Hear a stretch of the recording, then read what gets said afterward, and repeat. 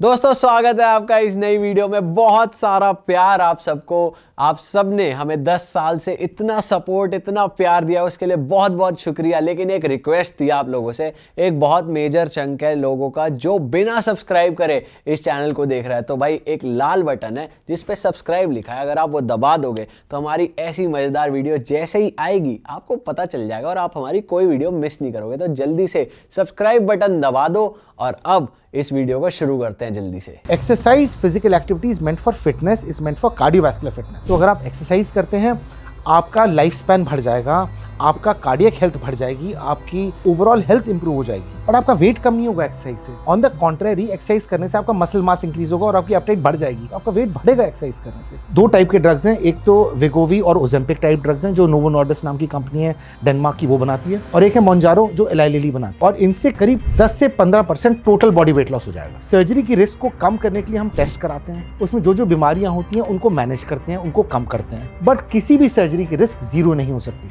और इसको आप समझने के लिए ये समझें, जो एक ओवरवेट या ओबीस इंसान है उसकी आयु ऑटोमेटिकली 8 से 10 साल कम हो जाती है बिकॉज दे आर ओवरवेट और ओबीस। देखिए आप ये ना भूलें कि ओबेसिटी से 4-5 मेन बीमारियां होती हैं। तो दोस्तों स्वागत है आपका एक और मजेदार एपिसोड में। आज का एपिसोड होने वाला है आपके बहुत काम का। दोस्तों हम सबके घर में, चाहे हमारे पेरेंट्स हो या आसपास हमारे फ्रेंड्स हो या कजन्स हो या रिलेटिव्स हो, मोटापा एक ऐसी चीज़ है जो हम बहुत कॉमनली अपने आसपास देखते ही देखते हैं। और रिसेंटली हमें पता चल रहा है, जैसे हमें हमेशा से पता होता है कि भाई मोटापे से बहुत सारी बीमारी जुड़ी होती है और हमें सिखाया जाता है कि किसी को मोटा मत बोलो, उन्हें अच्छा नहीं लगेगा या ऐसे बोलना नहीं चाहिए, पॉइंट आउट नहीं करना चाहिए। बट क्योंकि दिल्ली एनसीआर में हर जगह हम लोग फेस कर रहे हैं, भाई हवा पानी भी साफ़ नहीं है, मोटापा भी आ रहा है, जिसकी वजह से लोग बहुत अनहेल्दी होते जा रहे हैं। आजकल ब्लिंकिट, जेप्टो ये सब आ गया है, जिसकी वजह से घर से निकलना भी बंद हो गया है, जिम विम लोग जा नहीं रहे हैं, गर्मी बहुत ज़्यादा हो गई है। तो हमें लगा यार हेल्थ रिलेटेड ना एक पॉडकास्ट करना चाहिए जिसमें हम अवेयर कर पाए लोगों को कि मोटापा सच में एक बहुत बड़ी बीमारी है, एक चीज़ से बहुत सारी चीज़ें जुड़ी होती हैं। तो आज हमारे साथ है डॉक्टर ऋषि। ये मोटापे के सर्जन भी हैं और ये बहुत ज़्यादा कंटेंट बनाते हैं मोटापे के अराउंड, लोगों को अवेयर करते हैं कि मोटापा एक बीमारी है जिसका इलाज भी है, तो वो कैसे हो सकता है। और हम लोग देख रहे हैं बॉलीवुड सेलिब्रिटीज़ जो हैं वो एकदम ट्रांसफॉर्म हो रहे हैं, कुछ ऐसे ड्रग्स हैं जो वेट लॉस के लिए यूज़ हो रहे हैं। आज हम इन सब टॉपिक्स पे बात करेंगे। तो आज का एपिसोड बहुत ज़्यादा काम के होने वाला है आपके, तो तुरंत से हेडफोन लगा लो और इस एपिसोड के लिए तैयार हो जाओ। स्वागत करते हैं डॉक्टर ऋषि का। Sir welcome. Thank you very much मुझे इन्वाइट करने के लिए। आप बिल्कुल सही कह रहे हैं, obesity is becoming a huge topic these days. मोटापा का इंसिडेंस इंडिया में बढ़ता जा रहा है, 15 से 20% लोग मोटापे से सफ़र कर रहे हैं एंड इस मोटापे की वजह से बहुत सारी बीमारियां हो रही हैं। तो ये एक बहुत पर्टिनेंट टॉपिक है आजकल के लिए कि हम मोटापे के बारे में डिस्कस करें, और इसके लिए मैं आपका आभारी हूँ। सर दो तरीके के मोटापे होते हैं। एक हम लोग जैसे देखते हैं कि कुछ लोग मोटे हैं, फिजिकली एक्टिव है, उन्हें कोई बीमारी एज सच नहीं है, और एक होते हैं ओबीस। तो किसको हम ओबीस की कैटेगरी में डालेंगे, किसको हम नॉर्मली फिट मोटापे या जिनका थोड़ा एक्स्ट्रा फैट है उस कैटेगरी में डालेंगे? थोड़ा डिफरेंस बताओ। इसके लिए सबसे आसान तरीका है हम बॉडी मास इंडेक्स को मेजर करें। बॉडी मास इंडेक्स क्या होता है? बॉडी मास इंडेक्स एक कैलकुलेशन होता है जिसमें weight in KG is divided by height in metre square. तो अगर आपका वजन 100 किलो है और आपकी हाइट 1.7 मीटर है तो 100 डिवाइड बाय 1.7 इंटू 1.7, जो भी उसका आंसर आएगा वो आपका बॉडी मास इंडेक्स हो गया। अगर आपका बॉडी मास इंडेक्स 30 से कम है तो आपको ओवरवेट कहेंगे, और 30 से ऊपर है तो आपको ओबीस कहेंगे, और 40 से ऊपर है तो आपको मॉर्बिडली ओबीस कहेंगे। तो यही एक तरीका है जिससे हम बता सकते हैं कि कौन ओवरवेट है और कौन ओबीस है। और ये बताना क्यों ज़रूरी है? क्योंकि अगर आप ओबीस हो जाएंगे या मॉर्बिडली ओबीस हो जाएंगे तो आपके अंदर बीमारियां डेवलप होने के चांसेस इंक्रीज हो जाएंगे। अगर आप ओवरवेट हैं तो आपके अंदर बीमारियां होने के, मोटापा संबंधित बीमारियां होने के चांसेस कम हैं।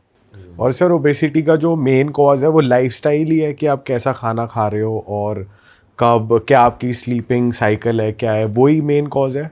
देखिए ओबेसिटी एक बहुत कॉम्प्लिकेटेड सब्जेक्ट है। ओबेसिटी के 3 मेन वजह हैं, genetic factors, environmental factors and personal factors. मैं हर मरीज को यही समझाता हूँ। तो पहला तो हो गया जेनेटिक फैक्टर्स कि अगर आपके माँ बाप जनरली ओवरवेट हैं तो बहुत ज़्यादा चांसेस हो जाते हैं आपके ओवरवेट होने के, वो तो हो गए जेनेटिक फैक्टर्स। सेकेंड हो गए एनवायरमेंटल फैक्टर्स। ये क्या होते हैं?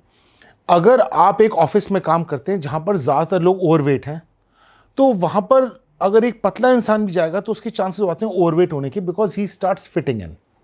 एक और एग्जांपल मैं देता हूँ कि एक बहुत मोटे घर में एक पतली लड़की जाती है तो चांसेस हैं कि वो मोटी हो जाएगी ओवर टाइम, बिकॉज एक बॉडी इमेज इशू है कि वो बॉडी इमेज नॉर्मलाइज होने लगती है, आप एक्सेप्ट करने लगते हैं कि मोटा होना ठीक है।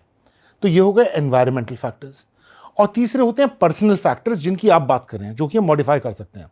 पर्सनल फैक्टर्स हो गए फूड चॉइसेस, कि कुछ लोग सैलड्स खाते हैं खाने के साथ और कुछ लोग मीठा खाते हैं खाने के साथ, वो हो गए पर्सनल फैक्टर्स। कुछ लोग जिम करते हैं, एक्सरसाइज करते हैं, और कुछ लोग नहीं करते हैं। बट पर्सनल फैक्टर्स का इफेक्ट सिर्फ 5 to 10% होता है आपके ओवरऑल वेट पे। सबसे इंपॉर्टेंट इफेक्ट होता है जेनेटिक फैक्टर्स का, जो कि हम चेंज नहीं कर सकते। सर अगर हम चेंज ही नहीं कर सकते तो फिर हम इसका इलाज कैसे करेंगे? अगर कोई बहुत मोटा है ड्यू टू जेनेटिक्स, जैसे आपने बताया पेरेंट्स की वजह से उनका भी मेटाबॉलिज्म स्लो है, बॉडी खाना कम पचाती है, फैट ज़्यादा बनाती है, तो उसका इलाज कैसे करें फिर? देखिए, सबसे पहले तो हमें समझना है कि मोटापा एक बीमारी है। मोटापा शराब या सिगरेट की तरह कोई आदत नहीं है जिसे छुड़वाया जा सकता है। ये सबसे ज़रूरी बात है मोटापे के बारे में समझने के लिए, कि मोटापा बीमारी है और ये मेटाबॉलिज्म की बीमारी है। एक और तरीका इसको समझाने का है कि एक माँ बाप के 5 बच्चे हैं, 5 बच्चे सेम ही खाना खाते हैं, 5 का वजन अलग है। आपने कुछ लोग ऐसे ज़रूर देखे होंगे जो पूरे दिन खाना खाते हैं फिर भी पतले हैं। इसका मतलब खाने का डायरेक्ट रिलेशनशिप तो नहीं हुआ ओबेसिटी से, कुछ और भी है, वो चीज़ है मेटाबॉलिज्म। अब आपका क्वेश्चन ये है कि इस मेटाबॉलिज्म को हम करेक्ट कैसे कर सकते हैं। उसका एक multi pronged multi factorial treatment होगा। आपको डाइटरी चेंजेस भी करने पड़ेंगे, हमें लाइफस्टाइल चेंजेस भी करने पड़ेंगे, बट उसके साथ साथ हमें दवाइयों या इन एक्सट्रीम केसेस सर्जरी की हेल्प भी लेनी पड़ेगी। तभी हम इस मेटाबॉलिज्म को परमानेंटली करेक्ट कर सकते हैं। अब आप अगर एक डॉक्टर के पास जाते हैं और आपको ब्लड प्रेशर की बीमारी है, वो डॉक्टर आपको ब्लड प्रेशर की दवाइयाँ देता है, आपका ब्लड प्रेशर ठीक हो जाता है। क्या आप ब्लड प्रेशर ठीक होने के बाद ब्लड प्रेशर की दवाई बंद कर देंगे? चलती रहेगी वो तो। अब आपको शुगर हो जाती है और आपको मैं शुगर की दवाई देता हूं, आपकी शुगर ठीक हो जाती है, क्या आप शुगर की दवाई बंद कर देंगे क्या? तो अगर मैं आपका मोटापा ट्रीट करता हूं, मोटापा ट्रीट करने के लिए आपको डाइटरी चेंजेस बताता हूं, साथ में कोई दवाई देता हूं, वो दवाई बंद तो नहीं कर सकते आप। या मोटापा ट्रीट करने के लिए आप कहें कि डॉक्टर साहब ऑपरेशन के अलावा कोई और तरीका बताएं, जो भी वो तरीका होगा वो लाइफ लॉन्ग होगा, बिकॉज मोटापा एक लाइफ लॉन्ग बीमारी है। It's a chronic relapsing remitting disease, तो उसका ट्रीटमेंट भी तो क्रॉनिक ही होगा। सर ऐसी कौन सी स्टेज आती है जब जैसे मान लो किसी को मोटापा कम करना है, आदमी एक्सरसाइज करता है, योगा करता है, रनिंग करेगा, बट ऐसी कौन सी स्टेज है कि आप रेकमेंड करते हो सर्जरी करवाओ? पहली बात तो हमें ये समझनी है कि मोटापा ट्रीट करने के लिए physical activity is not a solution for obesity. एक कहावत है, you can not outrun a bad diet. Exercise, physical activity is meant for fitness, is meant for cardiovascular fitness. तो अगर आप एक्सरसाइज करते हैं, आपका लाइफ स्पैन बढ़ जाएगा, आपका कार्डियक हेल्थ बढ़ जाएगी, आपकी ओवरऑल हेल्थ इंप्रूव हो जाएगी, बट आपका वेट कम नहीं होगा एक्सरसाइज से। ऑन द कॉन्ट्रेरी, एक्सरसाइज करने से आपका मसल मास इंक्रीज होगा और आपकी अपटाइट बढ़ जाएगी, तो आपका वेट बढ़ेगा एक्सरसाइज करने से। एक्सरसाइज हम करते हैं फिटनेस के लिए। डाइटरी मैनिपुलेशन या कम खाना खाने से बहुत लिमिटेड इफेक्ट ला सकते हैं आप अपने वेट में।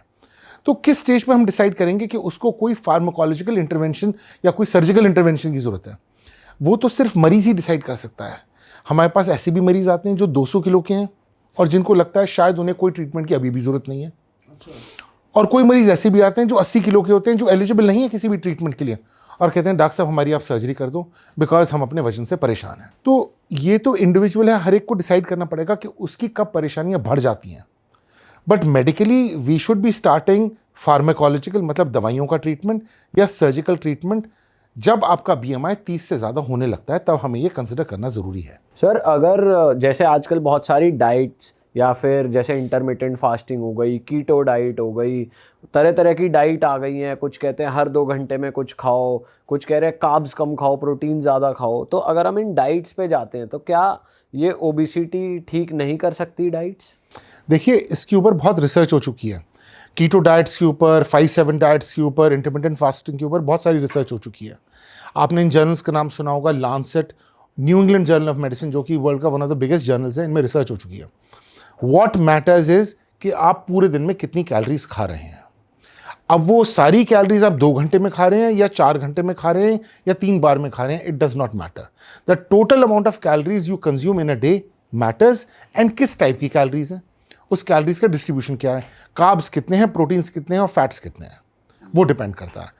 आप किस तरह से खा रहे हैं, 2 घंटे में खा रहे हैं, 4 घंटे में खा रहे हैं, that does not really matter. So intermittent fasting is as good as having the same amount of calories in 3 times a day। तो अगर इंटरमिटेंट फास्टिंग में आप 500 कैलोरी खा रहे हैं दिन में, तो आप 500 वैसे भी खा लें तो भी उतना ही वेट लॉस होगा। वेट लॉस में कोई डिफरेंस नहीं है, चाहे आप इंटरमिटेंट फास्टिंग करें, चाहे आप मल्टीपल टाइम्स खाना खाएं, बट कम खाएं। बट सर कैलोरी इनटेक होना कितना चाहिए आइडियली? हर बॉडी के लिए डिफरेंट है। Calorie intake depends on your height and your built, but as a rule of thumb basics आप समझ सकते हैं कि एक फीमेल की calorie requirement on an average 1700 से 2000 समझ लें, और एक मेल की 2000 से 2500 समझ लें। But then it also depends on the amount of physical activity you do. अगर एक रिक्शे वाला है जो पूरे दिन रिक्शा चलाता है, उसको ज़्यादा चाहिए, बट एक ऑफिस वर्कर है जो सेडेंटरी जॉब करता है और एक कंप्यूटर पे काम करता है, उसे कम चाहिए। So it is not an absolute. Again उसके लिए हमें बहुत सारे कैलकुलेशंस करने पड़ते हैं, और एक वो प्रोफेशनली आपको बता पाएगा कि आपको एग्जैक्टली कितना चाहिए। But around 2000 is a good number to understand and then manipulated according to your lifestyle. But sir पहले हम देखते थे इंडिया में इतना था नहीं ओबेसिटी का, और थोड़ा ऐसा था कि इतने नहीं थे लोग इस चीज़ से, बट अब ये इतना ज़्यादा क्यों बढ़ गया कि लोग ओबीज होते जा रहे हैं? देखिए, जेनेटिक फैक्टर्स तो चेंज नहीं हुए हैं, तो क्या चेंज हुआ है? Environmental factors. अब हम कहते हैं हम एक ओबीसोजेनिक एनवायरनमेंट में जी रहे हैं। What is obesogenic environment? आज से 10 साल पहले आपने किसी के भी घर में लिफ्ट्स नहीं देखी होंगी। अब 2-2 मंजिल के घरों में लिफ्ट्स लग गई हैं। हर एक के घर में एटलीस्ट वॉशिंग मशीन है, डिश वॉशर भी आने शुरू हो गए हैं। पहले आप शाम को अगर ब्रेड लेने जाते थे तो पैदल चले जाते थे, दूध लेने के लिए पैदल जाते थे। अब आप गाड़ी में जाते हैं या आपका ड्राइवर चला जाता है। तो आपके हर स्टेप पे एनर्जी एक्सपेंडिचर कम होता जा रहा है, पहली चीज़। तो आप लिफ्ट में गए, आप गाड़ी में गए, आपका एक्सपेंडिचर कम हो गया। दूसरा, आपका एनर्जी इनटेक इंक्रीज हो रहा है। अब ये कैसे हो रहा है? आजकल हम 500 कैलोरीज एक छोटे से चॉकलेट बार में पैक कर सकते हैं। 500 calories is almost 3/4 of a pizza. उतनी कैलोरीज हम एक छोटे से चॉकलेट बार में आजकल पैक कर सकते हैं। तो व्हाट इज ओबेसिजेनिक एनवायरनमेंट? जहां पर एनर्जी इनटेक आप इंक्रीज करते जा रहे हैं और भूख आपकी मिट नहीं रही है उस खाने से, और एनर्जी एक्सपेंडिचर आप कम करते जा रहे हैं। तो the biggest thing that has change is environmental factors. Genetic factors तो वैसे के वैसे ही हैं। सर, सिंस आप इतने ज़्यादा मरीजों को देख चुके हो, क्या क्या मिथ सुनने को मिलते हैं आपको मोटापे को लेकर? जैसे ये सुनने को मिलता है, जैसे मैं भी सुनता हूँ मेरे क्लोज वन से, यार हम तो खाना खाने के बाद वॉक इतना करते हैं, हमारा मोटापा कम नहीं होता। आपने बताया कि डाइट में भी चेंजेस करने पड़ेंगे, और मोटापा कम करने के लिए क्या क्या मिथ्स लोगों के माइंड में अभी हैं? हर तरह की मिथ्स होती हैं कि डॉक्टर साहब मैं सुबह सुबह उठ के गर्म पानी पीता हूँ, उसमें काला नमक डालता हूँ, उसमें नींबू डालता हूँ, उसमें अजवाइन डालता हूँ, उससे मेरा वजन कम हो जाता है। आई थिंक इसको करने में कोई परेशानी नहीं है, बट इससे रिजल्ट्स आए ये एक्सपेक्ट करना बिल्कुल गलत है। ये भी एक मिथ है। कुछ लोग कहते हैं जी हमें हवा भी लग जाती है, पानी भी लग जाता है। Now this is the genetic factors coming in. मेरे स्कूल में, मैं DPS RK पुरम का पढ़ा हुआ हूँ, तो मेरे हॉस्टल में एक लड़का था, उसका नाम था कैप्टन मच्छर। कैप्टन मच्छर वॉज वेरी वेरी स्लिम, और हमारा डॉमेट्री थी 8 लड़कों की।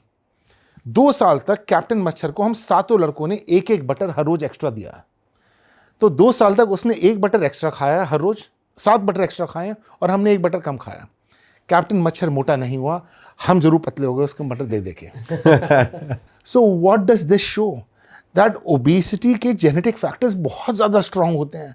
कैप्टन मच्छर was never able to gain weight, he always stayed very slim. Sir, जैसे आप UK में भी प्रैक्टिस करते हैं और इंडिया के आप लोगों को ट्रीट कर ही रहे हैं, तो क्या कॉमन है और क्या डिफरेंस है? क्योंकि वहाँ की ईटिंग हैबिट्स हमने सुना है कि वहाँ लोग बहुत अवेयर हैं टुवर्ड्स व्हाट दे ईट, और ऐसी कंट्रीज़ में जब हम देखते हैं कि ओबेसिटी बहुत ज़्यादा है, यहाँ इंडिया में तो हम चलो कह सकते हैं कि लोगों का लाइफस्टाइल अनहेल्दी है, मीठा बहुत खाते हैं, स्ट्रीट फूड बहुत ज़्यादा है। वहाँ पर तो हमने ऐसा सुना है कि बहुत ज़्यादा प्रोटीन रिच डाइट और लोग बहुत अवेयर होते हैं। तो वहाँ पे ओबेसिटी के केसेस कैसे आते हैं? देखिए, सबसे बड़ा डिफरेंस इंग्लैंड और इंडिया में ये है कि इंग्लैंड में ओबेसिटी अवेयरनेस पहली बात बहुत अच्छी है। They all understand obesity is a chronic disease, और इसका एक ट्रीटमेंट लेना पड़ेगा, या तो दवाइयाँ या वो सर्जरी है, if you want a permanent solution for obesity, वो समझते हैं। बट उसके बाद भी वहाँ पर ओबेसिटी क्यों बढ़ती जा रही है? That is because of affluence. वहाँ पर लोगों के पास पैसा है, पैसा होने की वजह से they can buy food that is more obesogenic, जिसमें पैक्ड कैलोरीज हैं। अब इंग्लैंड में हम ये देख रहे हैं कि lower and middle socio economic strata में ओबेसिटी बढ़ रही है, क्योंकि वो लोग बर्गर किंग पे, मैकडोनल्ड्स पे, पिज़्ज़ा हट पे खाना खाते हैं। But higher socio economic strata पे या हायर नेटवर्थ इंडिविजुअल्स में ओबेसिटी कम हो रही है, वो फिट हो रहे हैं। तो आजकल हम UK में ये देख रहे हैं। बट यूके में ओबेसिटी ऑलमोस्ट अब पीक हो चुकी है और डिक्लाइन पे आने वाली है, बिकॉज 20-25 साल पहले यूके ने स्कूल प्रोग्राम शुरू करे जहाँ पर उन्होंने बच्चों को एजुकेट करना शुरू करा कि चाइल्डहुड में ही हम ओबेसिटी को मैनेज करना शुरू करें। तो अब जो नई जनरेशन आ रही हैं, they are not so obese. We are almost treating the generations जिनको ये स्कूल प्रोग्राम्स के बारे में नहीं पता था या जिनमें स्कूल में एजुकेशन नहीं मिली। On the other hand India में ओबेसिटी क्यों है ज़्यादा? एक तो यूके में प्रोटीन रिच डाइट लेते हैं और इंडिया में कार्ब रिच डाइट लेते हैं। इंडिया में ज़्यादातर लोग वेजिटेरियंस हैं, एक तो ये वजह है। एंड दूसरा है lack of awareness. There is no awareness about obesity and that is why obesity is growing rapidly in India. Currently it is estimated कि इंडिया में 15 से 20% लोग ओवरवेट या ओबीस हैं अर्बन एरियाज़ में, एंड 10 से 15% हैं रूरल एरियाज़ में। यूके में ओबेसिटी है 25%। So we have almost caught up. तो आपको फ्यूचर क्या दिख रहा है इंडिया का अगर इसी रेट से हम चलते रहे? करंट एस्टिमेट्स ये कहते हैं कि 2050 तक 1 in 3 people in India will be overweight और obese. Currently it is 1 in 5 और 1 in 6। ये करंट एस्टिमेट्स हैं और ये करंट एस्टिमेट्स एकदम नहीं चेंज करे जा सकते। ये इट इज़ लाइक एक मालगाड़ी की तरह है, एक बहुत भारी ट्रेन की तरह है, जिसमें अगर अब ब्रेक लगाना शुरू करो तो ब्रेक लगाते लगाते 20 साल लग जाएंगे। So even if today we start school education programs, it will take us 20 years to change the distribution of obesity.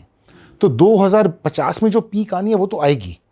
The question is कि वो पीक कितना टाइम लास्ट करेगी, वो शायद हम मैनेज कर सकते हैं। बट सर जो सॉरी मैं आपको कट कर रहा हूँ, जिन लोगों का मेटाबॉलिज्म हाई है या फिर जल्दी चीज़ें पचा लेते हैं, जो नहीं होते लोग मोटे, वो तो विद टाइम वैसे ही रहेंगे या उनके साथ भी आ सकती है प्रॉब्लम? देखिए, जेनेटिक सिलेक्शन जैसी चीज़ें भी होती हैं। जेनेटिक्स चेंज नहीं होती हैं। कुछ लोग जो पतले हैं वो पतले ही रहेंगे, बट अगर आप एनवायरमेंटल फैक्टर्स और पर्सनल फैक्टर्स उनके आसपास के चेंज करेंगे तो कुछ चेंजेस ज़रूर आएंगे। Like to give you an example, अगर मैं आपको एक कमरे में बंद कर देता हूं और आपको खाना बहुत कम देता हूं, 500 कैलोरीज, और करंटली आपकी डाइट है 2500 कैलोरीज, क्या आप 1-2 दिन में मर जाएंगे? बिल्कुल नहीं होगा। आपकी बॉडी आपकी रिक्वायरमेंट कम कर देगी। This is known as adaptive thermogenesis. तो जब मेरे से लोग पूछते हैं कि सर हम डाइटिंग करते हैं, कुछ समय तक हमारा वजन कम हो जाता है बट उसके बाद वजन कम होना बंद हो जाता है, ऐसा क्यों होता है? This is known as adaptive thermogenesis. में क्या होता है, जब हम किसी की कैलोरी रिक्वायरमेंट, जब हम कैलोरीज जो उसे दे रहे हैं वो कम करते हैं, तो उसकी कैलोरी रिक्वायरमेंट अपने आप कम होने लगती है, तो वेट लॉस होना बंद हो जाता है। This is adaptive thermogenesis. Similarly जो आपका क्वेश्चन था कि इन पतले लोगों का क्या होगा, अगर हम उन्हें ज़्यादा कैलोरी सप्लाई करने लगेंगे ओवर टाइम, ओबेसोजेनिक एनवायरनमेंट में रखेंगे, तो they are likely to become a bit more overweight than they are currently. But genetic structure फिर भी ओवरराइड करेगा।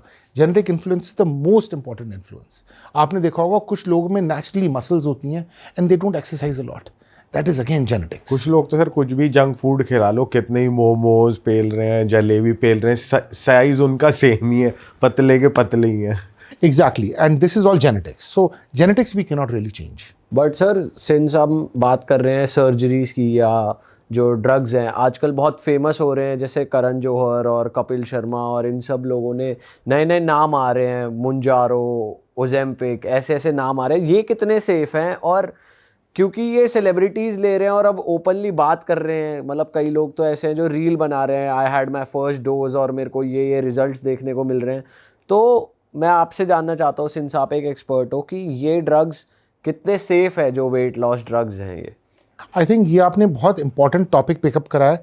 These drugs are known as GLP-1 type drugs. GLP-1 क्या होता है? Glucagon like polypeptide.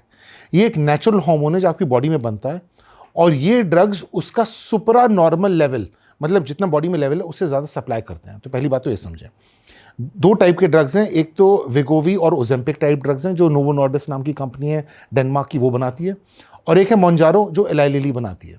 इन drugs के अच्छे पार्ट्स हैं और बुरे पार्ट्स हैं। Let's start with good parts. The good part is that these drugs work, और इनसे करीब 10 से 15% टोटल बॉडी वेट लॉस हो जाएगा। सो 10 से 15% टोटल बॉडी वेट लॉस क्या होता है? अगर आपका वजन 100 किलो है तो आपका 10 से 15 किलो कम हो जाएगा इन ड्रग्स को लेने से। कितने टाइम में? Around 3 to 6 months. अच्छा, But there is a catch there. You have to continue these drugs for life. जो मैंने आपको शुरू में बताया था, obesity is a chronic disease. एक बार आपका 10 से 15 किलो कम हो गया, then you have to continue these drugs for life to maintain the weight loss. अब सुनिए, अगर आपने ड्रग्स बंद करे तो क्या होगा? then you'll have rapid weight regain. अब इसकी क्या परेशानी है? When anybody loses weight, जब आप किसी भी तरह से लूज करते हैं वेट अपना, तो आपका फैट लॉस होता है और मसल लॉस होता है. फैट लॉस लगभग 60%, मसल लॉस लगभग 40%. बट जब आप रैपिड वेट रीगेन करते हैं तो 90% ऑफ दैट इज फैट. तो सपोज आपने मोंजारो या विगोवी ओजेम्पिक लेना शुरू करा, आपका वजन था 100 किलो, आपका वजन हो गया 85 kg. Now for whatever reason you stopped it, you will regain most of that weight back in 1 to 2 years. आपका 100 किलो वापस पहुंच जाएगा, बट उस 15 किलो वेट रीगेन में 90% फैट होगा. एज ए रिजल्ट आपकी इंसुलिन रेजिस्टेंस वर्सन हो जाएगी और जो आपकी डायबिटीज और ब्लड प्रेशर जैसी प्रॉब्लम्स थी वो और खराब हो जाएंगी. So very important with these drugs that you have to take these drugs for life. और ये इंजेक्टेबल्स होते हैं या ये खाने टैबलेट फॉर्म में होते हैं? दोनों तरह के आते हैं. Ozempic, Wegovy and Mounjaro are injectable, और you get Rybelsus which is an oral drug, and there's an oral drug, another oral drug which is coming in India soon, वो भी आ जाएगा. तो एक ओरल होता है जो हर रोज लेना होता है और इन सब ड्रग्स को वीकली लेना होता है. और सर इनके साइड इफ़ेक्ट्स क्या होते हैं जो आप इंजेक्ट कर रहे हो बाहर से कुछ? जैसे हमने बॉडी बिल्डर्स को देखा है जो वो स्टेरॉइड्स लेते हैं, तो उसके भी कुछ मेजर साइड इफ़ेक्ट्स होते हैं. इनके भी कुछ मेजर साइड इफ़ेक्ट्स होते हैं? The commonest side effect of these 3 drugs is GI symptoms. तो आपको नॉजिया होगा, शुरू में उल्टी भी आ सकती है, एब्डोमिनल पेन हो सकता है, डायरिया हो सकता है. ये ज़्यादातर सिम्टम्स 2 से 3 हफ्ते में सेटल हो जाते हैं. तो हम बहुत कम डोज पे शुरू करते हैं पेशेंट्स को पहले 2-3 हफ्ते के लिए, जिससे इन सिम्टम्स को सेटल कर दें. Once these symptoms have settled then we can up the dose. But again important, we have to maintain that dose for life जब आपका वेट लॉस अच्छा होने लगता है. Other long term but rare side effects, एक pancreatitis है जिसमें आंतों का इन्फ्लेमेशन हो जाता है, सूजन हो जाती है, या कुछ पेपर्स ऐसे भी पब्लिश हुए हैं कि एक ब्लाइंडनेस का फॉर्म हो सकता है इससे. तो there are some long term side effects that we are still worried about. तो अगर आप ये ड्रग्स ले रहे हैं, you have to take them under medical supervision. Please online order करके या इलीगल मार्केट से ऑर्डर करके ना लें. You have to take them under medical supervision and you have to go for regular followups if you are taking these drugs. But sir अगर कुछ लोग जैसे डर जाते हैं कि भाई नहीं लेने, ड्रग साइड इफेक्ट हो जाएंगे, कुछ आप सजेस्ट कर सकते हो कि नेचुरली कैसे ठीक कर सकता है इंसान अपने आप को अगर ओबीज है तो? देखिए, नेचुरल रेमेडीज़ में ओबेसिटी की लिमिटेड हैं. मैंने आपको जैसे बताया कि अडेप्टिव थर्मियोजेनेसिस होती है. डाइटिंग, आपने किसी से भी, आप एक स्टोरी है कि मैं डाइटिंग करता हूँ, 6 महीने तक वजन कम रहता है, फिर दोबारा बढ़ जाता है. Dieting on its own can not cause weight loss. You have to address the problem which is the metabolism. देखिए, जब ज़्यादा खा के मोटे नहीं हुए तो कम खा के पतले कैसे होंगे? आपने ज़्यादातर मोटे लोगों से जब मैं उनको इंटरव्यू करता हूँ, उनसे डिस्कस करता हूँ, they don't eat a lot. मेरे पास जो पेशेंट्स आते हैं ये नहीं कहते हैं कि डॉक्टर साहब दोपहर में मैं 8 रोटी खाता हूँ और दिन रात को 10 रोटी खाता हूँ. कोई नहीं कहता है. कहते हैं डॉक्टर साहब मुश्किल से 2 रोटी खाता हूँ, सूखी दाल के साथ और सब्जी के साथ, उसमें घी भी नहीं होता. तो ये लोग कोई बहुत ज़्यादा नहीं खा रहे हैं. तो जब ज़्यादा खा के मोटे नहीं हुए तो कम खा के पतले कैसे हो गए? सर अगर हम सर्जरी की बात करें, बहुत से लोग ये बोलते हैं अगर जैसे किसी को अगर मोटापा कम करना है तो वो सेलिब्रिटीज़ को लुक अप टू करते हैं. जैसे अदनान सामी बहुत फेमस हुए थे, उन्होंने सर्जरी करा के अपना वेट लॉस किया था. तो आम जनता ये बोलेगी यार ये तो बहुत एक्सपेंसिव चीज़ है, ये लोग तो करवा सकते हैं, हम तो ये करवा नहीं सकते हैं, फिर मेडिकेशन बहुत लंबी चलती है, ये तो कर लेंगे उसको. तो कितनी एक्सपेंसिव होती है सर्जरी सर, कैसे काम करती है ये चीज़ें? देखिए, सर्जरी डिपेंड करती है कि आपकी मेडिकल प्रॉब्लम्स क्या हैं. अगर आप सर्जरी के लिए फिट हैं, एक तो पहले आप सर्जरी के लिए एलिजिबल हैं. अगर आपका BMI 30 या 35 से ऊपर है तो आप सर्जरी के लिए एलिजिबल हो जाते हैं. उसके बाद देखना पड़ेगा सर्जरी के लिए फिटनेस क्या है, आपको क्या क्या बीमारियां हैं, उनमें से क्या क्या बीमारियों को हमें मैनेज करना है और क्या क्या मैनेज नहीं हो सकती हैं. Once we come to a point that we can safely do an operation, इस सर्जरी की कीमत depending on where you getting it, अगर आप मेट्रोज में करा रहे हैं तो ज़्यादा है, छोटे शहरों में करा रहे हैं तो कम है. 2 से 2.5 लाख, 3 लाख, 3.5 लाख, इसके बीच में सर्जरी बैठती है, which usually includes life long follow up. तो आप 2.5 से 3 लाख लगा लें ऑन एन एवरेज, ये सर्जरी बैठेगी और इसमें लाइफ लॉन्ग फॉलोअप इंक्लूडेड होता है. सर इसमें जान का खतरा भी होता है, लाइफ थ्रेटनिंग होती है? देखिए, मैं आपके स्टूडियो आज गाड़ी से आया हूँ और उस गाड़ी में जब मैं आया हूँ तो मैंने एक रिस्क लिया आपके स्टूडियो तक आने में. अगर मेरा ड्राइवर शराब पी के गाड़ी चला रहा होता तो रिस्क और इंक्रीज हो आती, और वो कोहरे में शराब पी के चला रहा होता तो और रिस्क इंक्रीज हो आती. तो रिस्क तो हर एक चीज़ में है. सर्जरी की रिस्क को कम करने के लिए हम टेस्ट कराते हैं, उसमें जो जो बीमारियां होती हैं उनको मैनेज करते हैं, उनको कम करते हैं. बट किसी भी सर्जरी की रिस्क ज़ीरो नहीं हो सकती. और इसको आप समझने के लिए ये समझें, जो एक ओवरवेट या ओबीस इंसान है उसकी आयु ऑटोमेटिकली 8 से 10 साल कम हो जाती है बिकॉज दे आर ओवरवेट और ओबीस. देखिए आप ये ना भूलें कि ओबेसिटी से 4-5 मेन बीमारियां होती हैं, diabetes, blood pressure, cholesterol, sleep apnoea जो कि खराटे की बीमारी होती है, और non alcoholic fatty liver disease, और महिलाओं में पॉलीसिस्टिक ओवेरियन डिजीज़। ये 4-5 डिजीज़ होती हैं ओबेसिटी से, और इनकी वजह से हार्ट डिजीज़ होती है जिससे आपकी आयु कम हो जाती है। सो इट्स अ बैलेंस कि आप सर्जरी में 0.1% मतलब 1 in 1000 की रिस्क लेना चाहते हैं, या आप मोटापा मेंटेन करना चाहते हैं और उससे अपनी 10 साल आयु कम करना चाहते हैं। रिस्क तो दोनों साइड ही है। और सर इसका इफेक्ट, जैसे सर्जरी करा ली, इसका इफेक्ट कब तक रहता है? सभी जैसे अनंत अंबानी को देखा हमने, वो उसने भी एक टाइम पे काफ़ी वेट लूज़ किया था, बट फिर एक टाइम बाद फिर वो उसी पोजीशन पे आ गया, उतना ही मोटा हो गया। तो ऐसा होता है कि सर्जरी कराने के बाद भी इंसान गेन कर सकता है वेट? देखिए, अनंत अंबानी ने सर्जरी कराई या दवाइयाँ ली, ये तो कहना बड़ा मुश्किल है, but Anant Ambani is a perfect example of obesity being a chronic disease. Anant Ambani ने जो भी ट्रीटमेंट लिया उससे वो अडेयर करा, उन्होंने उससे स्टिक करा, तो उनका 2 साल तक वेट कम रहा, और फिर उन्होंने फॉलो अप बंद कर दिया, उसके साथ एंगेजमेंट बंद कर दिया, उनका वेट रीगेन हो गया। That is how powerful obesity is. Obesity एक क्रॉनिक डिजीज है, and Anant Ambani is the best example of it. No matter what treatment you have, unless you maintain engagement, अगर आप अपने डॉक्टर के पास रेगुलरली नहीं जा रहे हैं, उनकी एडवाइस को रेगुलरली नहीं मान रहे हैं, तो आपका वेट लॉस नहीं मेंटेन रह पाएगा।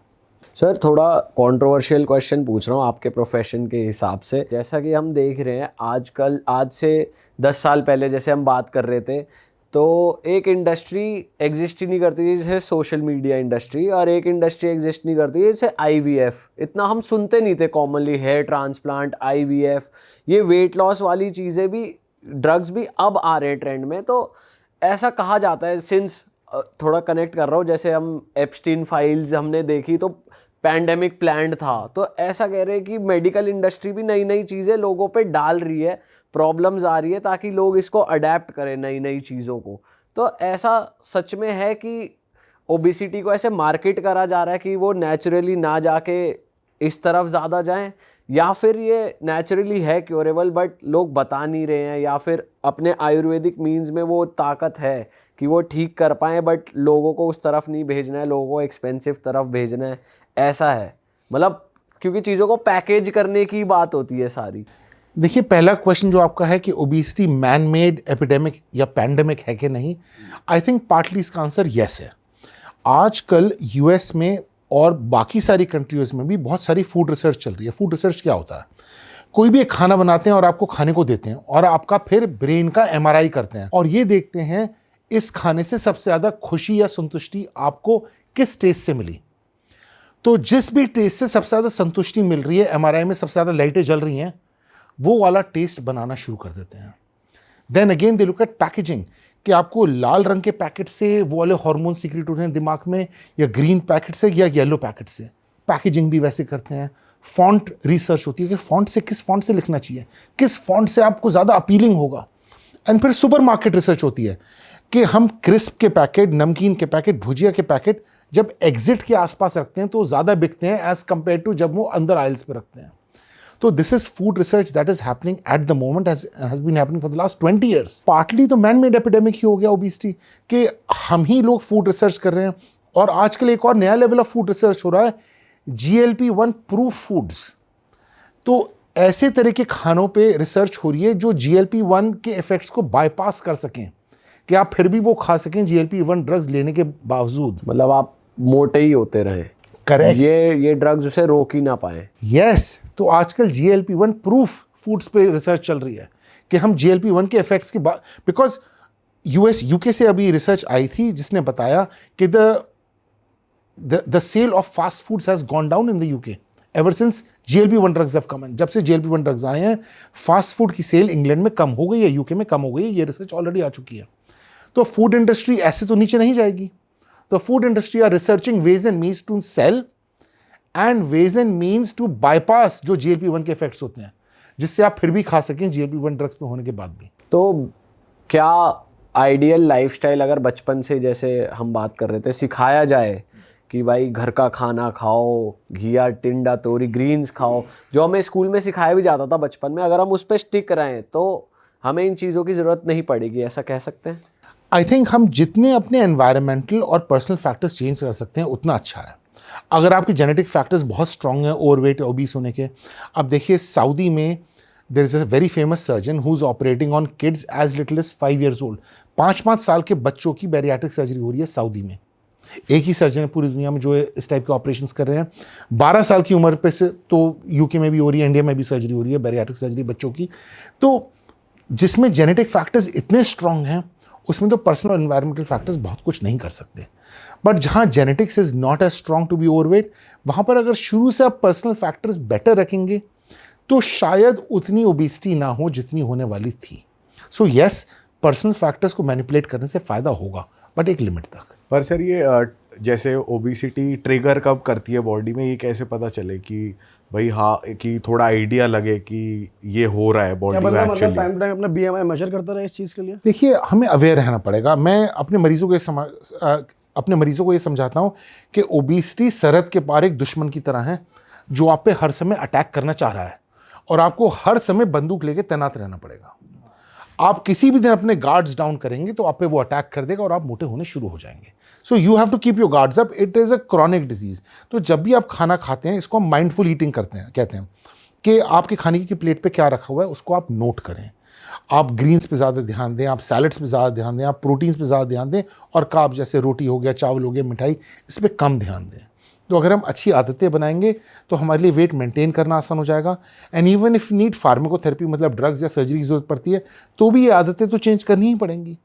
As we said, you can not outrun a bad diet no matter what treatment you do. अगर आप खराब चीज़ खा रहे हैं, you can not outrun that. Sir आप उनको क्या टिप्स दोगे जो 9 to 5 जॉब कर रहे हैं, वो मेहनत भी कर रहे हैं, चलो हफ्तों में 4 दिन जिम भी जा रहे हैं, बट फिर भी वेट लॉस नहीं हो रहा है बिकॉज उनकी बैठने वाली जॉब है, फैट मतलब बढ़े ही जा रहा है? देखिए, इसके लिए वर्क प्लेस एडजस्टमेंट्स बहुत ज़रूरी हैं। मैंने कुछ फ्यूचरिस्टिक ऑफिसेज में देखा है कि स्टैंडिंग टेबल्स बन गई हैं या tables that can be adjusted to sitting और स्टैंडिंग पोजीशन। खड़े होकर काम करें, you burn more energy when you standing up. बहुत सारे ऑफिसेज में ट्रेडमिल्स आ गए हैं लैपटॉप्स के साथ। इंग्लैंड में तो मैं देख रहा हूँ कि लैपटॉप पे काम कर रहे हैं, ट्रेडमिल पे चल रहे हैं। एंड आपकी जो हॉस्पिटल कैंटीन्स या होटल कैंटीन्स या वर्क प्लेस कैंटीन्स है, उनमें खाना ओबीसोजेनिक ना हो, मोर रेस्ट्रिक्टेड फूड हो, जिस खाने से आपके वेट ज़्यादा ना बढ़ें, और कैलोरी कॉन्शियस फूड्स हों। तो एटलीस्ट कोशिश करी जा सकती है, बट चेंजेस तो हमें खुद ही करने पड़ेंगे। We have to take time out for exercise, we have to take time out कि हम गलत चीज़ें ना खाएं। Now I will give you a very simple example. जैसे मैं अपने पेशेंट्स को एडवाइस करता हूं कि आप जब खाना खा रहे हैं टीवी ना देखें या मोबाइल ना देखें। अब ऐसा क्यों है? अब अगर आप सिनेमा जाते हैं, मैं आपको एक पॉपकॉर्न का पैकेट दूंगा, आप पूरा खा लेंगे आराम से। बट अगर मैं आपको एक बंद कमरे में बिठा दूं और पॉपकॉर्न का पैकेट दे दूंगा, टीवी ऑफ कर दूं, आप खा लोगे क्या? नहीं खा सकते। इसका मतलब क्या है? जब हम टीवी देख रहे होते हैं तो हम खाते रहते हैं और हमें सटाइटी नहीं होती है, पेट नहीं भरता है, बिकॉज हमारा दिमाग टीवी देखने में लगा हुआ होता है। तो when I talk to my patients, I advise them कि आप खाना खाते हुए टीवी नहीं देखेंगे और मोबाइल नहीं देखेंगे, पहली चीज़। और आप रूल ऑफ 20s फॉलो करेंगे। रूल ऑफ 20 क्या होता है कि आपके खाने का गस्सा 20 पैसे के सिक्के जितना बड़ा होना चाहिए, उसको आपको 20 बार चबाना है और सटकने के बाद आपको 20 सेकंड रुकना है और आपको खाने में कम से कम 20 मिनट लगाने हैं। This is known as rule of 20s। इसका लॉजिक क्या है? जब आप एक छोटा बाइट लेते हैं और इससे 20 बार चबाते हैं तो टाइम लगता है, तो आपके ब्रेन को पता चलता है कि आप खाना खा रहे हैं, और जब आप 20 सेकंड रुकते हैं तो खाना नीचे चला आता है। The most important fact is कि आपके ब्रेन को आप खाना खा रहे हैं 20 मिनट बाद पता चलता है। तो अगर आप अपना पूरा खाना 5 मिनट में ख़त्म कर देंगे तो आपके ब्रेन को पता कैसे चलेगा? आपको कम से कम 20 मिनट लग जाते हैं आपके ब्रेन को बताने के लिए कि आप खाना खा रहे हैं। तो अगर आप 5 मिनट में खाना खत्म करेंगे तो बिल्कुल पता नहीं चलने वाला है। तो रूल ऑफ 20s अगर आप फॉलो करेंगे तो बेटर रहेगा। स्लो खाना खाएं, धीरे धीरे खाना खाएं, और खाने से 20 मिनट पहले और आप 20 मिनट बाद तक पानी ना पिएं। सर बहुत सारे हमारे देसी डाइट में ना बटर मिल्क साथ में चलता है खाने के, तो वो कितना सही है? अगर आप साथ में कोई बटर मिल्क या नींबू पानी ऐसी कोई चीज़ ले रहे हैं तो वो साथ साथ लेनी चाहिए, तुरंत बाद लेनी चाहिए, पहले लेनी चाहिए? देखिए, खाने के साथ कोई लिक्विड्स नहीं होने चाहिए। अगर आप ड्राई खाना खाएंगे वो पेट में ज़्यादा देर तक रहेगा और ज़्यादा देर तक सटाइटी करेगा। अगर आप खाने के साथ लिक्विड्स ले लेंगे तो एक सॉफ्ट सा प्यूरी सा बन जाएगा जो आपके पेट से बाहर निकल जाएगा। पेट से जैसे ही बाहर निकल जाएगा आप में सटाइटी नहीं रहेगी, आपको दोबारा भूख लगनी शुरू हो जाएगी। तो हमें ड्राई खाना खाना चाहिए और खाने के साथ कोई भी लिक्विड्स नहीं लेनी चाहिए 20 मिनट पहले, 20 मिनट बाद तक आइडियली। आपको याद होगा बड़े बूढ़े कहते थे कि भाई खाने के साथ पानी मत पियो, इसीलिए कहते थे। और टाइम का भी मैं आपको एग्जाम्पल देता हूँ। लेकिन सर बड़े बूढ़े ये भी कहते थे कि साथ साथ लस्सी चलने दो, वो तो चलती आ रही है। उनकी कुछ बातें सही थी और मैं तो कहूँगा चलो सारी बातें सही थी, बट बड़े बूढ़ों के टाइम पे एनर्जी एक्सपेंडिचर भी तो लस्सी वाला था। मेहनत बहुत ज़्यादा। मेहनत भी तो करते थे। जब सुबह सुबह उनको काम पे जाना होता था तो 6-7 किलोमीटर पैदल चलते थे और फिर 6-7 किलोमीटर पैदल चल के घर आते थे और काम भी इतना ही करते थे, तो लस्सी चलेगी। बट आप गाड़ी में काम पे जा रहे हैं और गाड़ी में आ रहे हैं और एसी चला हुआ है, पसीने आ नहीं रहे हैं, तो लस्सी कैसे चलेगी साथ में। कई लोग तो कोक आ गई है आजकल, कोक या सोडा ले लेते हैं किसी भी तरीके का खाने के साथ, वो कितना खतरनाक है? कोक इज देखिए, मैं किसी कंपनी के बारे में नेगेटिव नहीं कहना चाहता, but diet Coke is not helpful. एक बहुत इंटरेस्टिंग रिसर्च करी गई थी कि एक ग्रुप ऑफ फुटबॉलर्स को डाइट कोक विद खाना दिया गया था और दूसरे ग्रुप ऑफ फुटबॉलर्स को कोक विद खाना दिया गया था। दोनों का overall energy consumption exactly same था। तो अगर आप डाइट कोक लेंगे तो खाना ज़्यादा खाएंगे और आप नॉर्मल कोक लेंगे तो खाना कम खाएंगे। आपकी बॉडी को 2000 कैलोरी खानी है लंच के टाइम पर। अगर खानी ही है तो आप या तो कोक ले लें और खाना खा लें उसके साथ, या डाइट कोक ले लें और ज़्यादा खाना खा लें। बट कोक के दूसरे डिसएडवांटेजेस हैं, जो ये आर्टिफिशियल स्वीटनर्स होते हैं aspartame, they change the gut bacteria. Gut bacteria क्या होते हैं? हम सबकी आंतों में बैक्टीरिया होते हैं जिनको हम कहते हैं गुड बैक्टीरिया, जो दही से या मट्ठे से या खट्टी दही से ज़्यादा बन जाते हैं। इन बैक्टीरियों का डिसबैलेंस से ही ओबेसिटी होती है, बहुत लोग कहते हैं। तो करंटली रिसर्च ये कह रही है कि जब गट बैक्टीरिया चेंज हो जाते हैं, ओबेसिटी के चांसेस इंक्रीज होते हैं। और ये एस्पार्टेम और सैकरीन जैसे आर्टिफिशियल स्वीटनर्स गट बैक्टीरिया का डिसबायोसिस, मतलब गट बैक्टीरिया को चेंज कर देते हैं, जिससे ओबेसिटी बढ़ सकती है। तो ये भी बेकार है सर बॉडी के लिए कि लोग ऐसे खा लेते हैं कि भाई चलो ये तो नॉर्मल शुगर है नहीं, आर्टिफिशियल स्वीटनर है, ले लो। I am not a big fan of artificial sweeteners and I think आज से 20-30 साल में इतनी रिसर्च जरूर आ जाएगी जो बिल्कुल क्लियरली बता देगी कि artificial sweeteners are actually bad, they can increase obesity. And कुछ एनेक्डोटल रिसर्च, कुछ रिसर्च छुपी छुपी ये भी आ रही है कि दे कैन बी कार्सिनोजेनिक, उनसे कैंसर भी हो सकता है, बट वो अभी कंफर्म नहीं हुआ है। बट हर तरह की रिसर्च आ रही है। तो आर्टिफिशियल स्वीटनर्स, कोई भी नया ड्रग आप सोच समझ के लें। सर जैसे कोक के बारे में कहा जाता है बहुत अनहेल्दी होती है, कोक हो गई या फिर चॉकलेट हो गई, और ऐसे कौन सी फूड आइटम्स हैं जो लोग यूजुअली मतलब आमतौर पे ज़िंदगी में खाते हैं बहुत ज़्यादा, आपके हिसाब से बहुत अनहेल्दी हैं? देखिए, सारे कैलोरी डेंस फूड्स खराब होते हैं, या everything in moderation is good. अगर आप ठीक तरह से कम तरीके से, अगर आप कभी कभी खाने के बाद एक छोटा सा क्यूब ऑफ चॉकलेट खा रहे हैं तो वो ठीक है, बट आप खाने के बाद पूरा आधा बार खा ले रहे हैं चॉकलेट का, वो खराब है। So there is nothing good और bad per se, but moderation of everything is good. अब ये नहीं कह सकते कि अल्कोहल बिल्कुल ही ना पिएं, बिकॉज दूसरा इंसान ये कहेगा कि डॉक्टर साहब मैं जिंदगी ऐसी जीऊँ अगर मैं अल्कोहल बिल्कुल ही ना लूँ। Have it in moderation. Yes, smoking is bad, we universally agree, but हर चीज़ का मॉडरेशन इज एक्सेप्टेबल। कि अगर आप ज़रा सी चॉकलेट ले रहे हैं या ज़रा से क्रिस्प खा रहे हैं या ज़रा सी कभी कभी नमकीन खा रहे हैं, that is acceptable I think. अच्छा सर, बीच में एक ट्रेंड भी चला था कि बॉडी पॉजिटिविटी को लेके कि भाई जो मोटा है वो भी ये सोच रहा है कि बढ़िया ही है अपने आप में, अपनी बॉडी को प्रेस करो। तो ये भी एक तरीके से अनहेल्दी लाइफस्टाइल को इनकरेज कर रहा है कि भाई आप जैसे हो वैसे ठीक हो, पतले होने कोई नीड नहीं है, क्या फिट होना है, ये भी चलता है बीच में। तो जैसे बहुत से लोग माइंड भी कर जाते हैं, उन मोटो को मोटा बोल देते हैं, तो क्या हो गया, मोटा ही तो हूँ टाइप्स। देखिए, ये बड़ा कॉम्प्लिकेटेड सब्जेक्ट है। इस सब्जेक्ट का मेन रीज़न ये था कि हम ओबेसिटी के अराउंड स्टिग्मा ख़त्म करें, कि एक मोटे को मोटा का नाम ख़त्म करें, स्टिग्मा ख़त्म करें। बट इसका मतलब ये नहीं है कि ओबीस होना ओके है। Yes, if you are obese you should not be ashamed about it, but ये तो एक बीमारी है, इसका ट्रीटमेंट है। तो body positivity is a good thing कि उससे स्टिग्मा ख़त्म होता है। इंडिया में ओबेसिटी अवेयरनेस क्यों नहीं है? बिकॉज कोई भी मोटा इंसान ट्रीटमेंट कराने में डरता है क्योंकि लोगों को पता चल जाएगा। मेरे 50% पेशेंट्स ने अपने घर वालों को नहीं बताया है कि उन्होंने ऑपरेशंस करवाए हैं या वो दवाई ले रहे हैं। बहुत फेमस इंस्टाग्राम पर्सनालिटीज़ के मैं ऑपरेशंस कर चुका हूँ, ट्रीटमेंट कर चुका हूँ। वो लोग हर रोज एक जिम का वीडियो डालते हैं और ये नहीं बताते हैं किसी को कि उन्होंने ऑपरेशंस कराए हैं। और ये इसलिए हो रहा है क्योंकि स्टिग्मा है। मेरे पास पेशेंट्स आते हैं जो सिर्फ अपने हस्बैंड के साथ, वाइफ आ जाएगी कि सर मैंने अपने सास ससुर को नहीं बताया, मैंने अपने इन-लॉज को नहीं बताया और मैं नहीं बताना चाहती। मेरा भाई आया है मेरे साथ सपोर्ट करने के लिए, मेरा हस्बैंड आया मेरे साथ सपोर्ट करने के लिए, आप मेरा ऑपरेशन कर दो। उनको ऑपरेशन करते हैं, उनका वेट लॉस होता है और वो पूरी दुनिया को बताते हैं कि हमने डाइट से वेट लॉस करा। अब एक मोटा आदमी सुनता है कि इन्होंने तो डाइट से वेट लॉस कर दिया बट मेरा डाइट से वेट लॉस नहीं हो रहा है, तो उसके अंदर और स्टिग्मा आ जाता है, वो अपने आप को और फेलियर की तरह जानने लगता है। तो ओबेसिटी अवेयरनेस, ओबेसिटी के अराउंड पॉजिटिविटी, एंड ट्रीटमेंट्स के अराउंड पॉजिटिविटी बहुत ज़रूरी है। एंड यही हम चीज़ अचीव करना चाह रहे हैं कि अगर आपने बैरियाट्रिक सर्जरी कराई है, आप एटलीस्ट खुल के बताइए, बिकॉज जो एक इंसान स्ट्रगल कर रहा है वो आपकी जिम वीडियो से कुछ नहीं सीख पाएगा। उसको आप अगर बता देंगे कि आपने बैरियाट्रिक सर्जरी कराई है तो शायद उसका भी भला हो जाएगा। बट करंटली क्या हो रहा है, जो ये फेमस पर्सनालिटीज़ हैं या जो इंस्टाग्रामर्स हैं वो नहीं बता रहे उन्होंने सर्जरी कराई है। As a result the overweight person वो जिम जाता रहता है, कोशिश करता रहता है, बट वेट लॉस नहीं होता। सर सिंस आप यूके में भी प्रैक्टिस करते हैं, इंडिया में भी प्रैक्टिस करते हैं, तो कुछ ऐसे मेजर्स आपने देखे हैं जो मेडिकली आप वहाँ कर सकते हैं यहाँ नहीं कर सकते, या यहाँ कर सकते हैं वहाँ नहीं कर सकते? मतलब क्योंकि मेडिकल पॉलिसीज़ बहुत अलग हैं इंडिया और बाहर में, खाने की क्वालिटी भी बहुत अलग है बाहर और यहाँ में, तो कुछ ऐसे डिफरेंसेस आपने देखे हैं जो इंडिया में हो कर सकते हो आप, या इंडिया के लोगों का जेनेटिक्स ऐसा है कि आप वो चीज़ अप्लाई यहाँ कर सकते हो वहाँ नहीं कर सकते हो, ऐसा कुछ है? देखिए, ओवरऑल ट्रीटमेंट्स तो सारे अवेलेबल है इंडिया के अंदर, उसमें कोई परेशानी नहीं है। मशीनरीज उतनी एडवांस है? मशीनरी, सर्जरी की क्वालिटी में कोई फ़र्क नहीं है। जब मैं इंग्लैंड में सर्जरी करता हूँ, इंडिया की में सर्जरी करता हूँ, उसमें कोई फ़र्क नहीं है। फ़र्क है तो अवेयरनेस में, फ़र्क है तो एक्सेप्टेंस में। इंग्लैंड में जब मैं सेलिब्रिटीज़ के ऑपरेशंस करता हूँ, वो ओपनली आके इंटरव्यूज़ देते हैं कि हमारा ऑपरेशन हुआ है, ऐसे हमने वेट कम करा है और आप भी ऑपरेशन कराइए।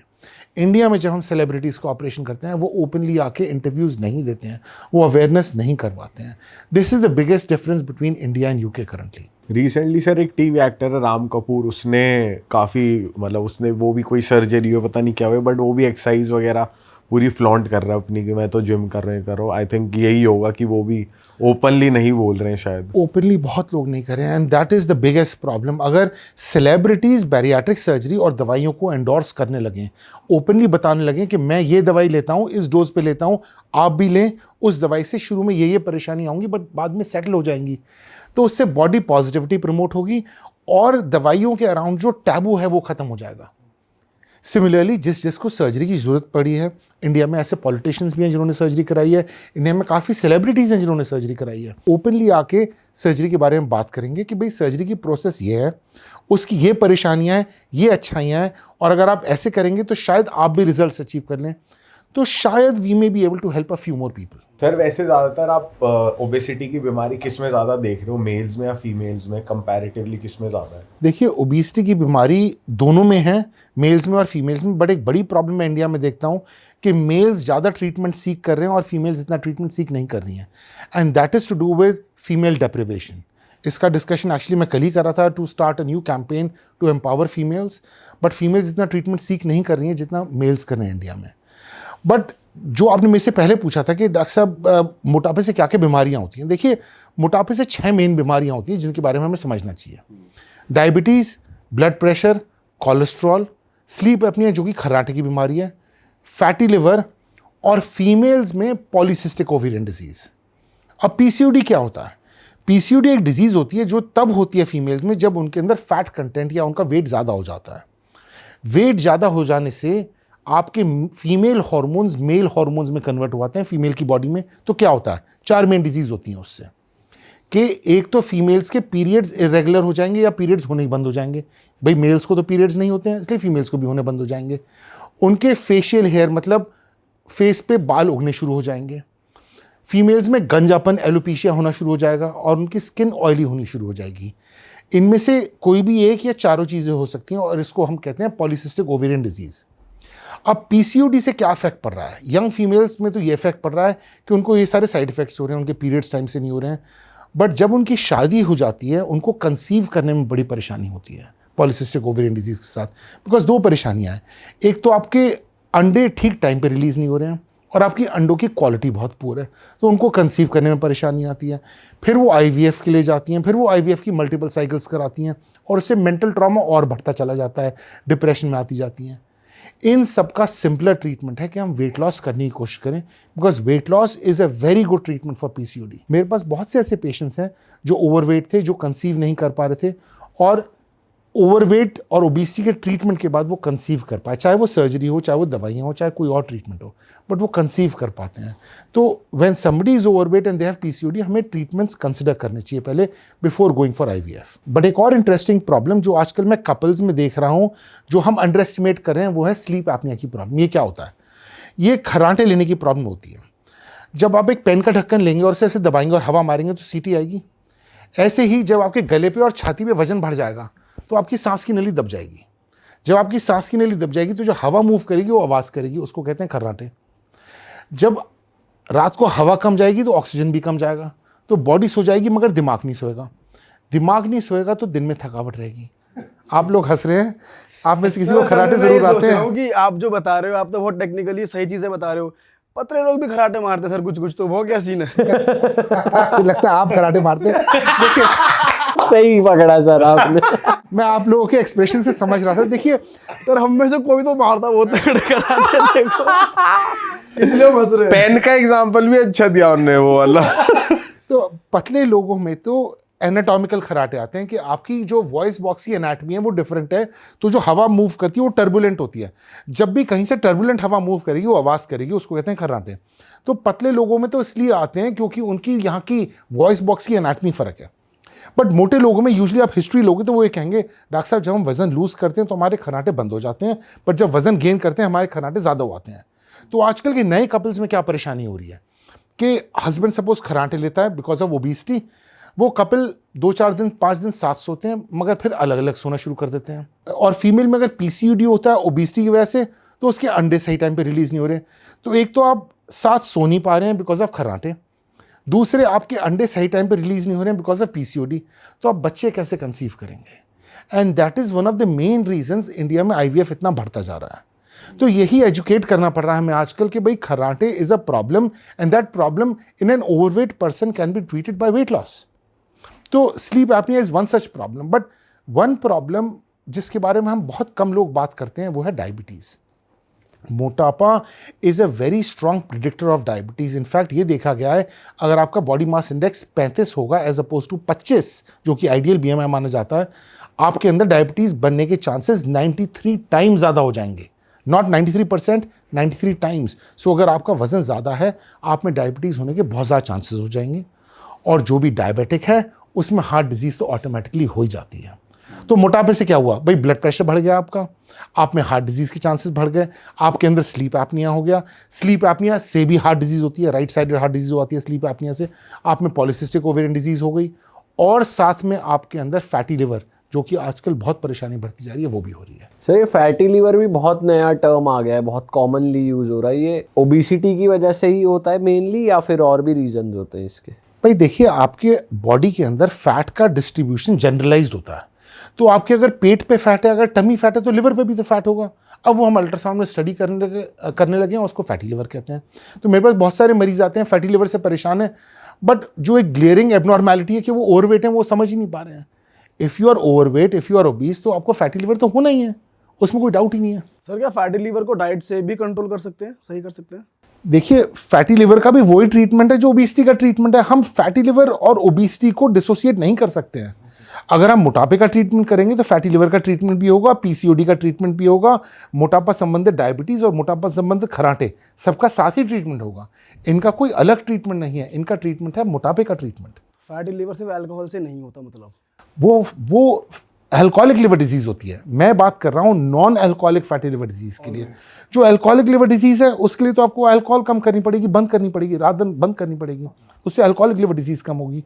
हम बात कर रहे हैं non alcoholic fatty liver disease के लिए, जिसका आजकल नाम मैश भी हो गया। मैश एक नया टर्म आ गया, MASH, जो फैटी लिवर डिजीज़ के लिए यूज़ करा जाता है। सर एक बहुत कॉमन चीज़ आजकल बढ़ रही है, जैसे यंगस्टर्स बियर में बहुत है, तो बियर बेली एक कॉमन टर्म आ गया है कि बियर पी के पेट निकल जाता है। तो अगर वो ज़्यादा हो गया तो वो भी ओबेसिटी को लीड कर सकता है, बियर या अल्कोहल ज़्यादा पीना? एब्सोल्युटली। देखिए, किसी भी अल्कोहलिक ड्रिंक के अंदर कैलोरीज होती हैं, और कैलोरी चाहे आप शुगर से लें, चाहे मिठाई से लें, चाहे आटे से लें, चाहे बियर से लें, बात तो एक ही है, कैलोरीज है कैलोरीज। अब अगर आप कैलोरी स्टडी करें वॉल्यूम बाय वॉल्यूम, बियर में सबसे ज़्यादा होती है एंड टिकीला में इंटरेस्टिंगली कैलोरी सबसे कम होती है। तो व्हेन सम पीपल से कि भाई टिकीला एक हेल्दी ड्रिंक है, हेल्दी तो नहीं है बट उसमें कैलोरी सबसे कम है। तो अगर आप टिकीला लेते हैं तो आपके अंदर कैलोरीज कम जाएंगी, तो आपके अंदर ओबेसिटी कम होगी। But every drink will cause obesity overall because आप कैलोरीज ले रहे हैं and they are empty calories. इनसे पेट नहीं भरता, these are empty calories.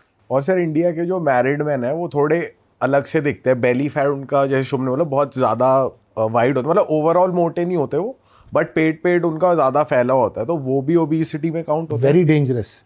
This is known as abdominal obesity, android obesity कहते हैं ऐसे, एब्डोमिनल ओबेसिटी, सेंट्रल ओबेसिटी, बहुत सारे नाम हैं।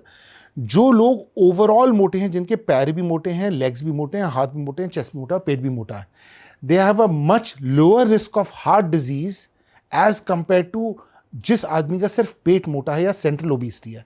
इसको हम स्टिक मैन भी कहते हैं कि 2 डंडियां पैर हो गए, 2 डंडियां हाथ हो गए, बीच में मोटा सा पेट हो गया। These people have the highest risk of heart disease और metabolic syndrome जो obesity से होता है। metabolic syndrome क्या होता है? It's a combination of these diseases, diabetes, blood pressure, cholesterol, sleep apnea, साथ मिलके metabolic syndrome बन जाते हैं। जिसमें सेंट्रल ओबेसिटी है, जिसके सिर्फ पेट पे फैट है, they are the highest risk category for heart disease. तो उन लोगों को सबसे पहले ट्रीटमेंट कराना चाहिए। जिनमें गायनेकॉड ओबेसिटी है, मतलब उनके हिप्स ज़्यादा भारी हैं और लेग्स ज़्यादा भारी हैं, उनके अंदर कम रिस्क होता है ओबेसिटी रिलेटेड डिजीज़ का। रिस्क जीरो नहीं है, उनके अंदर भी रिस्क है, बट सेंट्रल ओबेसिटी में बहुत ज़्यादा रिस्क होता है। सर जैसे हमने लड़कियों की बात करी, ओबेसिटी से उनको पीसीओडी हो जाता है, कंसीव करने में प्रॉब्लम होती है, क्या लड़कों में भी मोटापे की वजह से प्रॉब्लम हो जाती है स्पर्म काउंट को लेकर या क्वालिटी ऑफ स्पर्म्स को लेकर? This is very very interesting जो आपने बात पूछी। तो रिसर्च में ये देखा गया है कि जैसे जैसे मेल्स का वेट बढ़ता जाता है, वैसे वैसे उनके स्पर्म्स या शुक्राणु की क्वालिटी और क्वांटिटी दोनों रिड्यूस होने लगती है। इनफैक्ट यूके में, इंग्लैंड में ये लॉ है, अगर एक कपल में मेल का BMI 42 से ऊपर है तो उनको IVF नहीं ऑफर करा जाएगा, बिकॉज उनके स्पर्म्स की क्वालिटी इतनी ख़राब है। सिमिलरली फीमेल्स में अगर उनका BMI 35 से ऊपर है तो उनको IVF ऑफर यूके में नहीं करा जाता है, बिकॉज उनके एग्स की क्वालिटी इतनी ख़राब होती है। तो मेल्स में और क्या परेशानी होती है ओबेसिटी की वजह से? मेल्स में गायनेकोमास्टिया, आपने देखा होगा, मैन ब्रेस्ट जिसे कहते हैं, कि मेल्स के अंदर ब्रेस्ट बननी शुरू हो जाती हैं। That is because of excessive female hormones due to obesity in a man's body. Male की बॉडी के अंदर जब फैट ज़्यादा होता है तो मेल हार्मोन्स फीमेल हार्मोन में कन्वर्ट होते हैं, तो उनके अंदर ब्रेस्ट बननी शुरू हो जाती है, उनके अंदर हेयर लॉस चालू हो जाता है, एलोपेशिया चालू हो जाता है, और उनके अंदर हाइपोगोनाडिज्म, मतलब आपके टेस्टिकल्स का साइज रिड्यूस होने लगता है, स्पर्म की क्वालिटी खराब होने लगती है, स्पर्म की क्वांटिटी खराब होने लगती है, और आपका सेक्सुअल डिजायर कम होने लगता है। तो one of the biggest underestimated problems of obesity males में है सेक्सुअल डिजायर। इसको कहते हैं इम्पोर्टेंस, कि आप में सेक्स करने का मन कम हो जाता है, आपका डिजायर कम हो जाता है, और दूसरा पॉइंट होता है स्टर्लिटी, कि आपके जो शुक्राणु होते हैं वो कम हो जाते हैं। सर कुल मिला के हमें तो इस कॉन्वर्सेशन से यही समझ आया कि वेट से ही सारी आपकी हेल्थ जो है वो ओवरऑल जुड़ी हुई है, आपके पेट से, आपके मोटापे से। तो बहुत ही अच्छा ये एपिसोड था, और हमें समझ में आया कि मोटापा सच में एक बीमारी है जो कई बीमारियों को लीड करता है, और अगर आपने अपने मोटापे को कंट्रोल कर रखा है, एक लाइफस्टाइल हेल्दी मेंटेन कर रखा है, तो आप बहुत सारी बीमारियों से दूर रहते हो, है ना? That is correct. I think मोटापा हमारी जनरेशन का सबसे बड़ी बीमारी है, और अगर हम मोटापे को ट्रीट कर लें तो हम बहुत सारी बीमारियों को ट्रीट कर सकते हैं। ऑल राइट सर, मज़ा आ गया आपके साथ बात करके, और हम जनता से कहेंगे कि अगर आप इस प्रॉब्लम को फेस कर रहे हो, आप मोटापा नहीं घटा पा रहे हो, आप तरह तरह की डाइट प्रैक्टिस कर चुके हो पर वापस वहीं आ जाते हो, तो इसमें कोई शर्म नहीं है कि आप किसी डॉक्टर से या प्रोफेशनल हेल्प सीख करें, किसी से कंसल्ट करें। इसमें कोई शर्म की बात नहीं है, आपकी हेल्थ से बढ़कर कुछ भी नहीं है, तो इसमें शर्माने वाली बात नहीं है कि आप शर्म में रह जाओ और प्रॉब्लम्स फेस करते रहो। रैदर आप किसी प्रोफेशनल हेल्प को सीख करो और अपने लाइफस्टाइल को इम्प्रूव करो। और अगर आपको लगता है इस कॉन्वर्सेशन के बाद कि आपको सर से कनेक्ट करना है, तो सर से जुड़ी सारी डिटेल्स आपको नीचे डिस्क्रिप्शन में मिल जाएगी। सर अपने इंस्टाग्राम पे भी बहुत ज़्यादा कंटेंट बनाते रहते हैं हेल्दी लाइफस्टाइल के अराउंड, आप इन्हें इंस्टाग्राम पे भी फॉलो कर सकते हैं। यहाँ पर सर का यूज़र नेम आ ही रहा था, डिस्क्रिप्शन में भी लिंक है। और बस इस एपिसोड में अगर आपको मज़ा आया तो इसको उस तक पहुँचा दे, उस इंसान तक पहुँचा दे जिनको ये एपिसोड देखने की ज़रूरत है। सर आप जाते जाते कुछ कहना चाहेंगे ऑडियंस से? देखिए, मैं तो यही कहना चाहूँगा कि हम ओबेसिटी के अराउंड स्टिग्मा रिड्यूस करें, मोटापे से जो लोग परेशान हैं उनको सपोर्ट करें, अगर वो सर्जरी के लिए जाना चाहते हैं तो उनको सपोर्ट करें, उनका मजाक ना उड़ाएं, अगर वो दवाइयाँ लेना चाहते हैं तो उनको सपोर्ट करें, और मोटापे के अराउंड जो स्टिग्मा है वो ख़त्म करें और अवेयरनेस बढ़ाएं। ऑल राइट दोस्तों, हम मिलेंगे आपसे नए पॉडकास्ट में। फिलहाल अगर आप बिना सब्सक्राइब करे चैनल देख रहे हो तो ये रेड बटन सब्सक्राइब का वो दबा दो। हम मिलेंगे आपसे नए एपिसोड में। Till then bye bye, take care, see you, tata, stay healthy, stay wealthy, bye.